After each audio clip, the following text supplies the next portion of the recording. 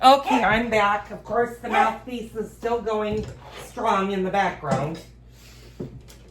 And I'm just taking out my food processor. And if your food processor has the pastry blade, that's what you want to use. You can use the metal blade, but the pastry blade is much better to use. I'm actually going to put this right back in here, and hopefully I didn't just... I have what they call cookbooks galore underneath. And I'm just going to give this the once over. It's been sitting for a while in my hutch, actually in the KitchenAid part. And you may notice it's discoloration. It's very, very discolored, and that's just because of all the years that I've been using it. I actually have had my KitchenAid food processor for quite a while. I think I've had it for over 10 years now. And I did not know that you could do pie crust in the food processor until about maybe 3 years ago when I actually watched Martha Stewart do it.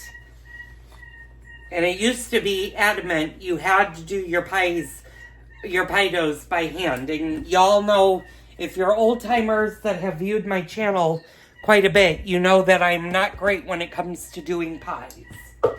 I mean, they're edible. Don't get me wrong. We enjoy eating pie, but my pie dough never looks professional like it came from a bakery or anything. So let's get our ingredients measured. I need to grab out a knife, and I need to make sure that that's nice and dry. And I think I'm going to move you guys on the other side so you can see this and see what I'm doing. Okay, yeah, I'm going to move you guys down a little bit. Okay, so my grandmother's recipe is 2.5 cups of flour. Now, ideally, there are pros and cons of using flour that has been sitting out. It is much better if your flour is actually cold. Mine has not been in the refrigerator because, one, I don't have room in the refrigerator. So what we're going to do is we're just going to measure out our 2.5 cups of flour. Now, like I said, if you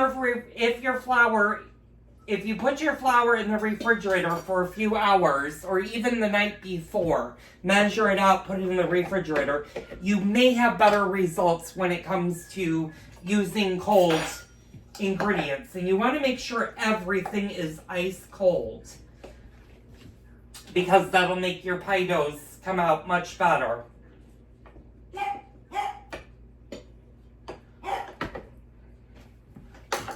So that's my 2 cups. Now I need to put a 1/2 cup in. Now this actually doesn't use sugar, but I know I'm going to be needing the sugar for the filling. So I have my sugar out. Now I'm not going to be able baking these pies for a while because like I said, I have to take a dog to the vet. But when we come back, we'll be able to roll out our pie doughs.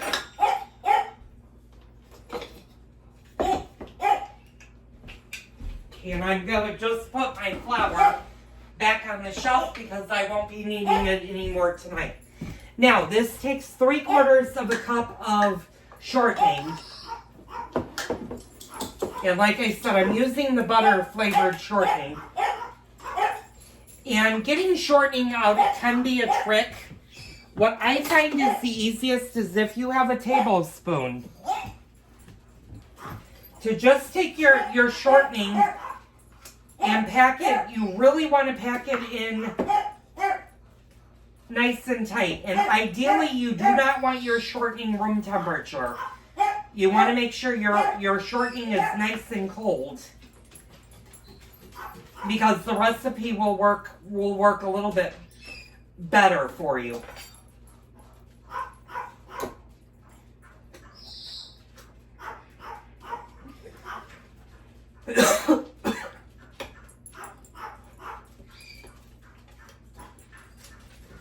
Now, of course, getting shortening out is a little bit tricky, so run your knife around. If you run your knife around and just scoop it, it should totally come out. Edward, you've got, if you can go 7 more minutes, I would appreciate it.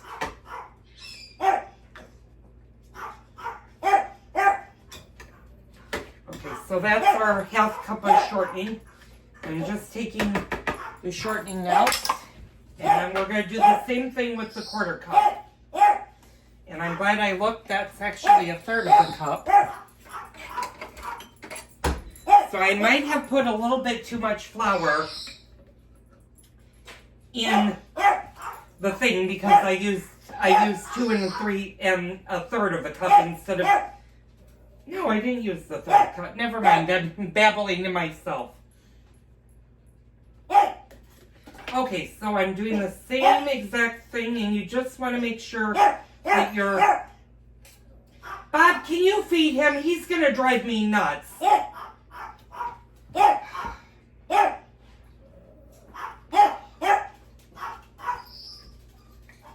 he have food ready? Yeah, it's in the refrigerator.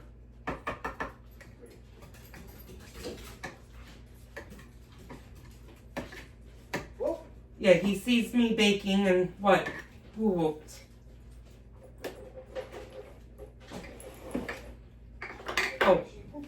Oh, okay, well that's good. Okay, 1 teaspoon of salt. It's been loose for the last couple of days. Sorry, we're talking about my Pomeranian she's having such difficulty standing. And then last night I found a lump on the side of her chest. So, no, it is a lump. Now we need 3/4 of a teaspoon of baking powder. Now the baking powder, the reason for the baking powder that my grandmother taught me is that it helps the crust raise just a little bit. So 3/4 of a teaspoon, so that's a 1/2 and a 1/4.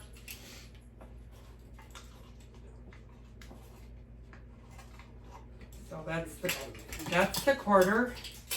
Here's the 1/2. And there's the 1/2. And then we want the 5 tablespoons of cold water. Now, this is the trick. You want ice cold water. So, what I usually do, can you move, please? Thank you. Let me grab a cup. And it does not necessarily have to be a large cup. You just want a regular, what you would drink water in.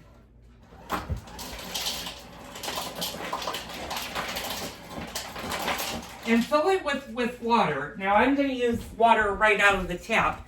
You want to make sure when you do this that your ice water is nice and cold. So I'm going to put that cold, and that's coming out cold. And what we're going to do, I'm going to turn you guys around. So my ice water is right here. I have the food processor over here. What we're going to do is no, that's the Thanksgiving. The one look behind the watermelon. Where your hand is, the red watermelon in the container. Should be right behind it. Yeah, that's his. I wasn't hiding them on you. I just put stuff in. By the way, my husband is feeding the mouthpiece. Okay, so we're going to do a tablespoon at a time. And make sure you don't have any ice running through. Now, what we're going to do, it would help if I plugged in my food processor. What you're going to do once everything is in, and you plugged in your machine, okay, is you're just going to pulse it.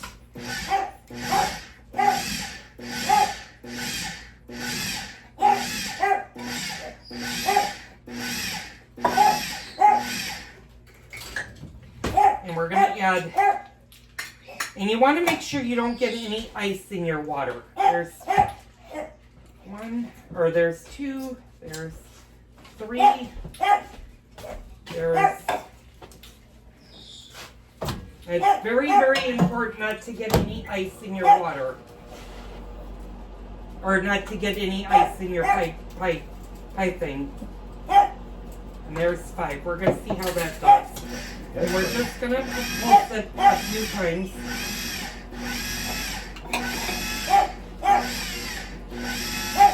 And you can start to see it coming together. I'm going to bring you guys in close so you can see that. But you see all this white that's on the side? That's signet that you need more water. You need to break that up. He won't be able to eat that if you... I can't break it up until it's warmed up. All right, you don't have to get snitty. So we're going to add a little bit more water to this.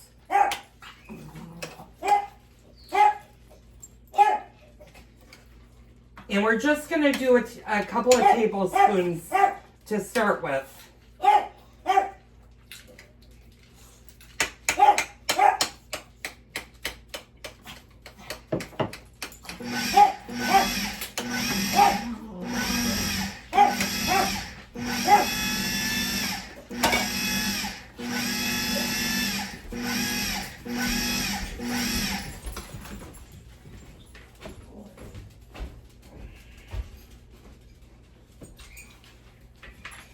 You want to kind of just play with it a little bit till it gets fully incorporated.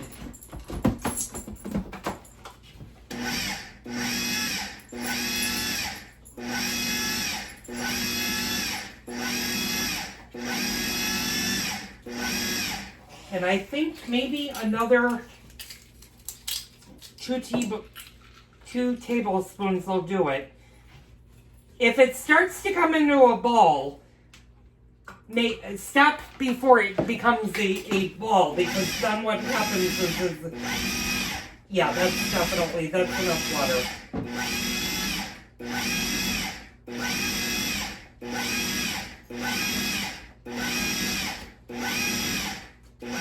Okay, so now that that's done, you don't want to overmix your crust, because if you do, then it becomes really tough.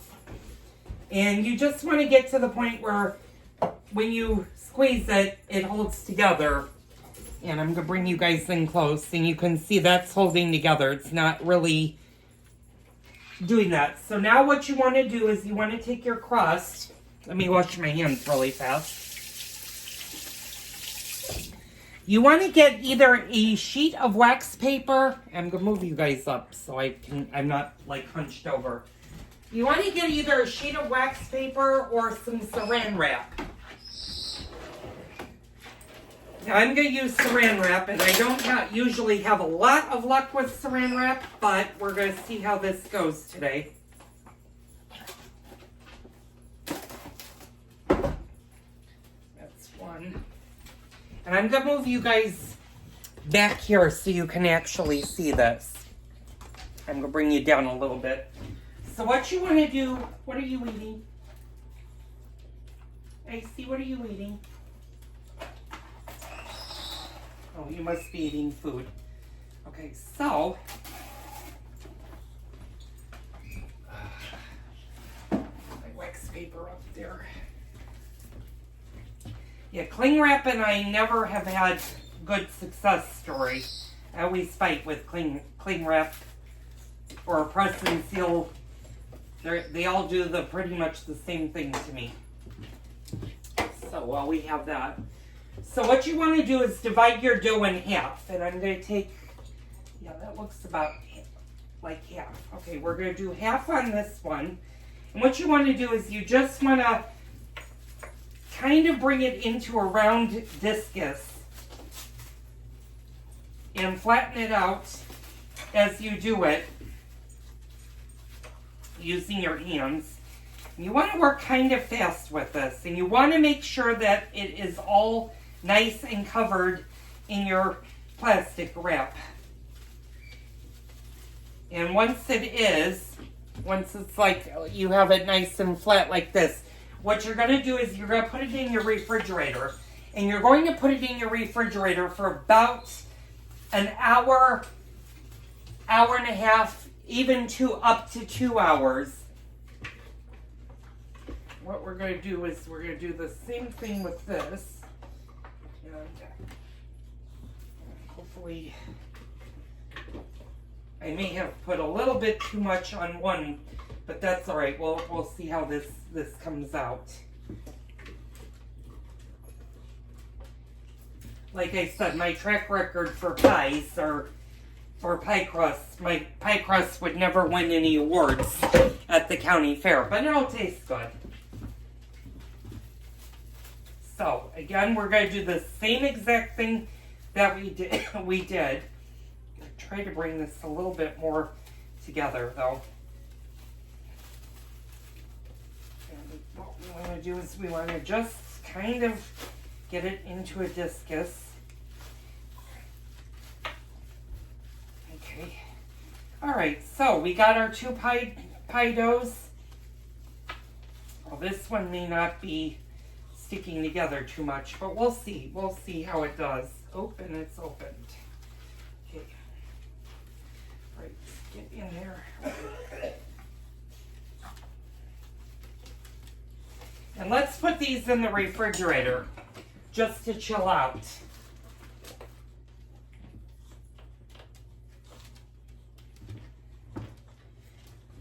This one's actually open. Oh, yeah, this one's gonna give me problems. Like I said, sometimes once in a while I get a dough that will give me nothing but problems. So you just want to do the best that you can. Flatten it out. Now it should give me no problems. Well, except don't open. You don't want air going to your crust. So make sure that your saran wrap is completely covering your pie crust. Like I said, you can do this actually the day before you're going to use the pie crust. If you have time on the Monday before Thanksgiving, you can definitely go ahead and do your pie dough the day before and just let it chill out in the refrigerator, and then it's ready to go for you for Tuesday. Now I suggest doing your pies at least the Tuesday before, especially if you're making multiple pies.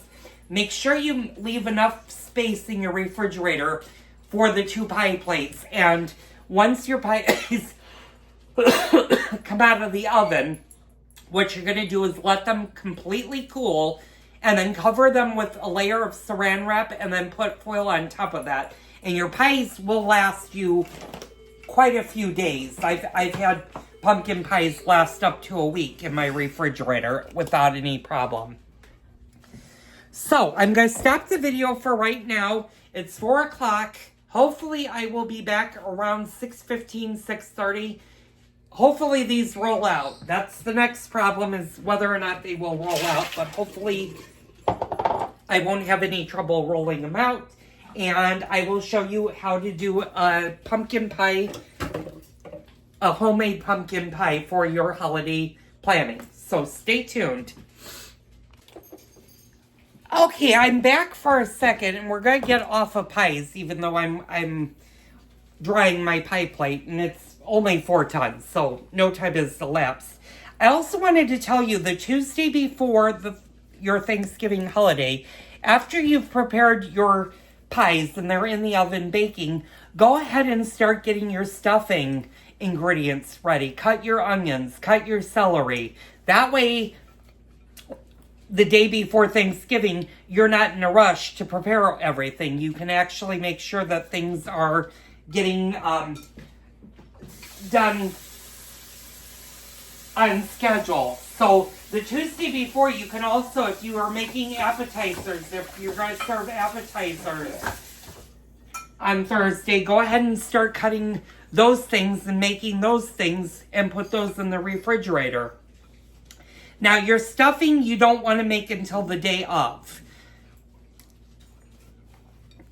And that's just because you want to do that the day of the holiday. But you can certainly cut your celery and your onions 2 days before Thanksgiving, and they'll stay fresh as long as you put them either in a baggie or in a airtight container, and they'll be ready to go for Thanksgiving, and you're not in a huge rush. Now, I'm not doing this year, but I do have a recipe for a cranberry jello mold. And you can definitely make that 4 or 5 days ahead of time. As a matter of fact, the sooner you make that, or the further out you make it, the better it tastes. And usually I make that the Monday or the Tuesday before Thanksgiving. And I just let it chill out in the mold shape. And for that recipe, let me get that for you guys so you guys have it. I'm not going to be making it today because I don't have any of the ingredients. But if there's enough of you that are interested in wanting to see that recipe, let me know. And I will definitely do it probably for Christmas. I'll make it for Christmas. Now all I have to do is find where it is, and I think it's in my other recipe box. Yeah, matter of fact, I know for a fact it's in my other recipe box. So give me a couple of minutes. Let me finish drying out my pie plates, and I will give you guys the recipe for doing it. I'm gonna move you guys to the table. We'll do a little table chat now. I think it's in this one. And this has been a family staple. Well, I haven't made it in the last couple of years, but it was traditional for my mother's mother to make this at Thanksgiving time. And here it is. It is called the Thanksgiving Cranberry Jello Salad. Now, you do need to have a Jello mold or a mold to make this.